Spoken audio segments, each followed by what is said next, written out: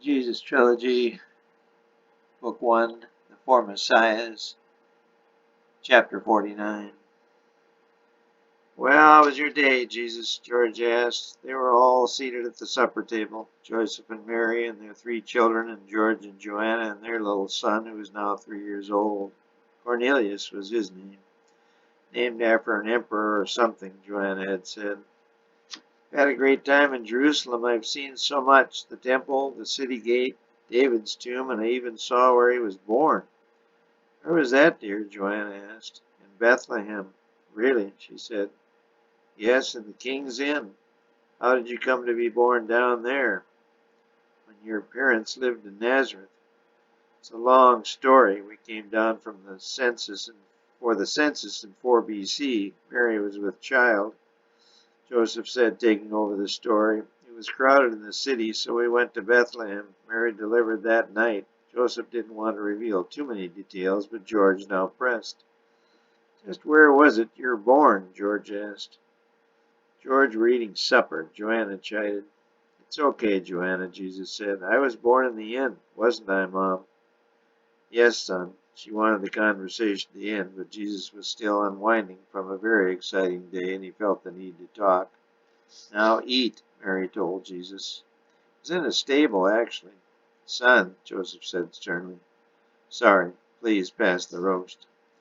George opened his mouth, but a killer look by Joanna prompted him to close it again.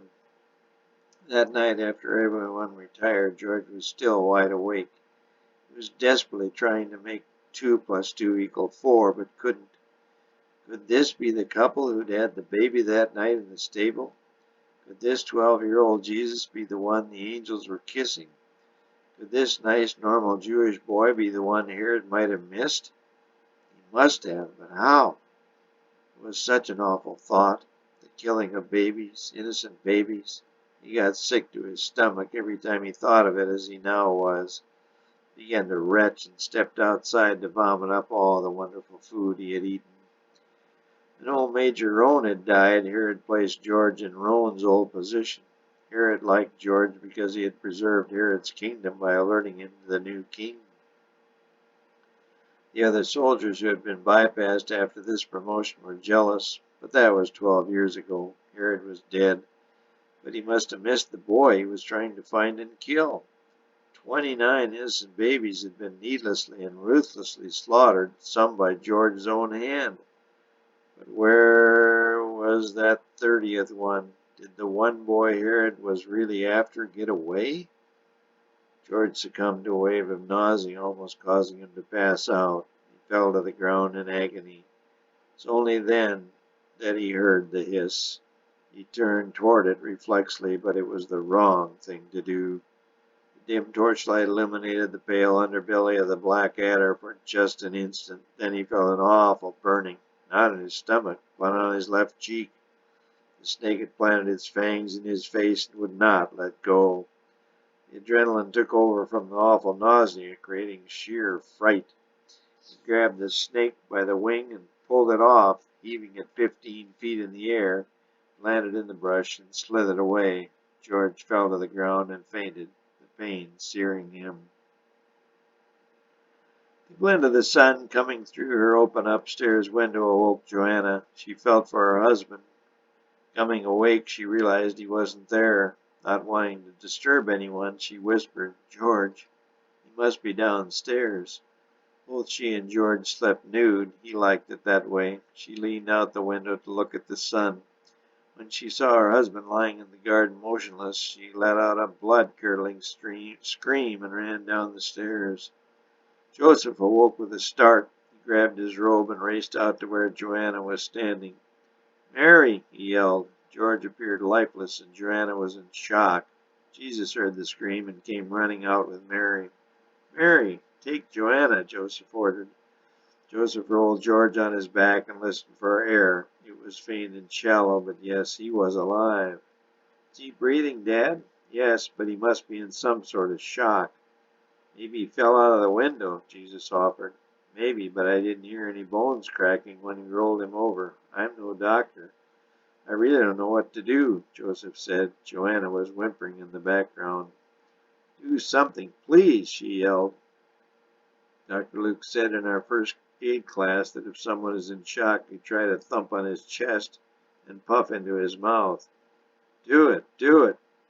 Well, okay, Jesus said somewhat reluctantly. He'd never done this before. He balled up his right hand in a fist and thumped George hard on his chest. There was no response. He tried it again, but still nothing. Then he pulled open George's mouth and gave a puff into it. He shrank back. It reeked of vomit. It was then that he saw the real problem. 2 small bite marks an inch apart on George's left cheek.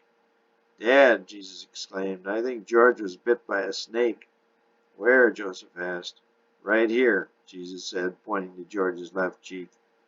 Suck it out. Suck out the poison, Mary urged, seeing the bite marks. Move over, son, Joseph said. Jesus felt a wave of nausea and sat back, holding his own stomach.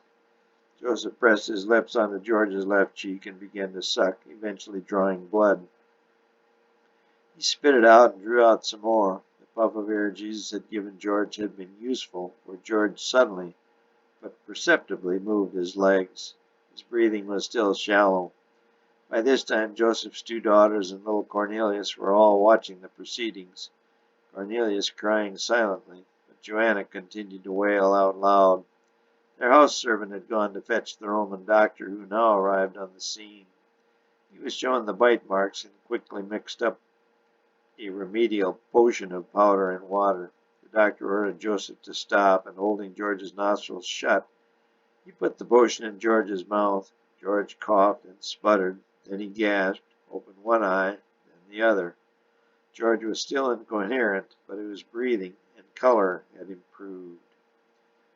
Gentlemen, I think you saved the major's life. He and the Roman government are indebted to you. There will be a reward for you. My assistant will take your address. Pontius? The assistant took the address from Mary. Joanna's tears had turned from hysteria to joy. How can I ever repay you? I shall never forget you. Please come again and stay any time. You're always welcome in our home. Son, said the doctor to Jesus, you should consider entering the medical profession. You seem to have a talent for healing the sick. Thanks. I can get you connected. Let me know. Thank you, sir, I will. Jesus had just decided, accepted the assignment of Messiah the day before. Would he now become a doctor too? He would have to think that one over. And then there was football. The world sure was a complicated place. Later that day, as George was resting, he began to mull over past and recent events. He had gone to Bethlehem, seen a child born, a child who Herod thought would be king, and reported that event to Herod. No one but Herod believed him. Herod had even ordered him, George, to help kill the child, and now that child might still be alive. In fact, the child whom he tried to kill might have just saved his life. Should he tell his story, and if so, to whom? George still had nightmares about the slaughter of the babies that awful day in Bethlehem. Only Herod had believed him before, and now Herod was dead. No Messiah had taken over Herod's throne. No one would believe him. He now had a good position, security, and a beautiful family. No, this would stay a secret. No one, no Messiah, certainly not the mild-mannered son of his carpenter's friend, could challenge the power of Rome. Besides, the boy had just saved his life. What was the boy's name? Jesus? Yes, George would remember that name.